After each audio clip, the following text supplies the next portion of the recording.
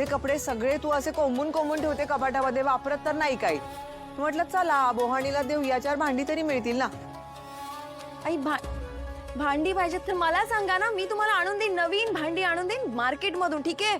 काय पैसे खर्च करून? नको नको नको, त्यापेक्षा हे कपडे दिल्यानंतर मिळतात आपल्याला, ह्याचा नाहीतरी काही उपयोग नाहीये. पण मोदक तुला आवडतात ना, म्हणून म्हटलं की ते मोदक पात्र घेऊया. ते दे ना मोदक पात्र, एवढी चांगली चांगली भांडी आहेत, मोदक पात्र दे मला. Stop it.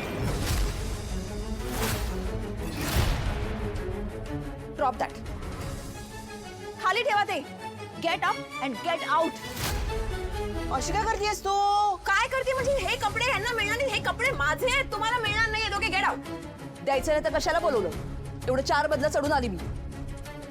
बघा ताई, आय एम सो सॉरी, पण प्लीज गेट आउट. ओके, तुम्हाला माझे कपडे मिळणार नाहीत. Please get out. बाहेर जा.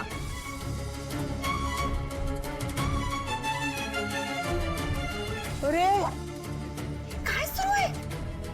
पण असं का करतेस तू? घेतले असते ना मी. अगं हात लावा. This is the limit.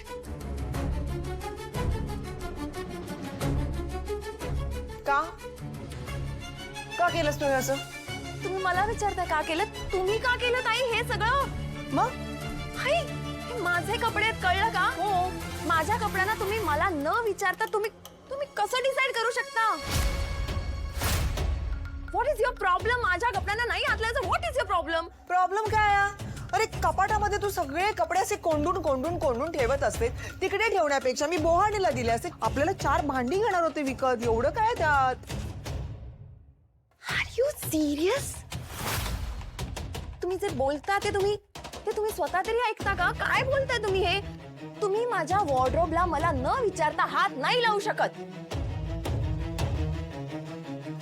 These are my expensive clothes, okay? मग हे घाल ना तू. वेगवेगळ्या देशांमधून आणलेले ड्रेसेस आहेत हे, कळलं का तुम्हाला? यासाठी खूप पैसा खर्च केलाय. ह्या प्रत्येक ड्रेसच्या मागे माझी काही ना काहीतरी मेमरी आहे. तुम्हाला ह्या ड्रेसेस मध्ये माझे इमोशन्स इन्व्हॉल्ड आहेत. तुम्हाला कळत कसं नाही? या इमोशन्स बद्दल तुम्हाला काहीच वाटत नाही का? अरे पण मग तू हे सगळे डिझायनर वगैरे घेतले, मी तुला घातलेले कधी पाहिलंच नाही. मग घालत जा ना तू. हे काय बोलतेस? तू घालत नाहीयेस म्हणूनच तर मी ते विकायला काढले. 4 भांडी येतील, त्यात काय एवढं ओरडायला काय झालं माझ्यावर? एक मिनिट अथिरा, मला सांग काय झालंय? अरे ते आदिराचे कपडे ना मम्मा भांडीवालीला देत होती. काय? हा मग काय झालं? आई तू बरी आहेस ना? हे अति होत आहे. हे खरंच अति होत आहे. तुम्ही आता दादागिरी करायला लागलात तुम्ही दोघी माझ्यावरती. फक्त बीपी शूट झालंय माझं, त्याच्यासाठी एवढं चिडायची गरज नाहीये. हो ऐका ना, फक्त बीपी शूट झालंय असं नसतं. हा हेल्थचा सिरियस प्रॉब्लेम होऊ शकतो आणि असं झालं तर पुढे खूप मोठे प्रॉब्लेम्स होतील. राजवाडे साहेब प्लीज जरा शांत राहा.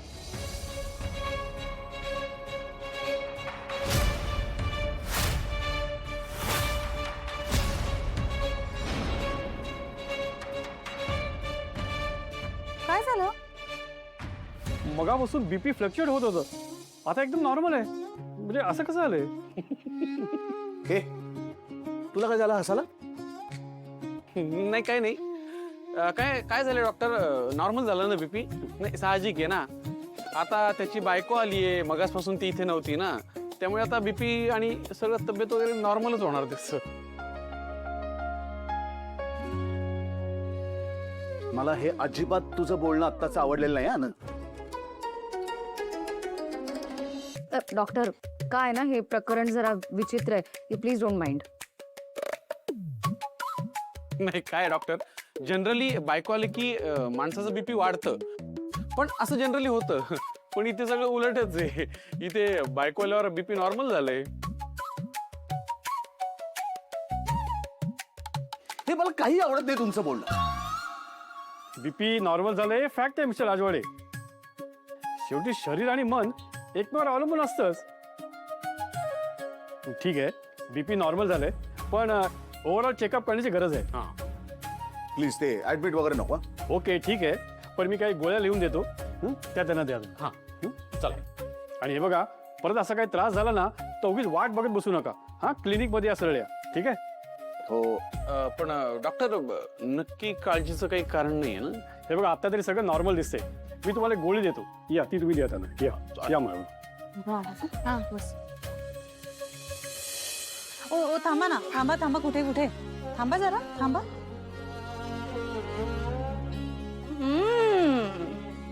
हळू हळू जरा, म्हणजे सांभाळून ना. तू तुला म्हणाल काय चाललंय तुमचे? तुम्ही जर आती करताय असं नाही वाटत आहे? कासव आहे का मी लगेच आला धरायला? आणि इथनं मला बाहेर जाताना तुम्ही तिघांनी धरण्याची काही गरज नाहीये, कळलं? तुमच्या हातात असताना तर मला व्हीलचेअर वरती बसून नेलं असत बाहेर. काही गरज नाही, जमतंय मला सगळं. हा बघितलंस आनंदी,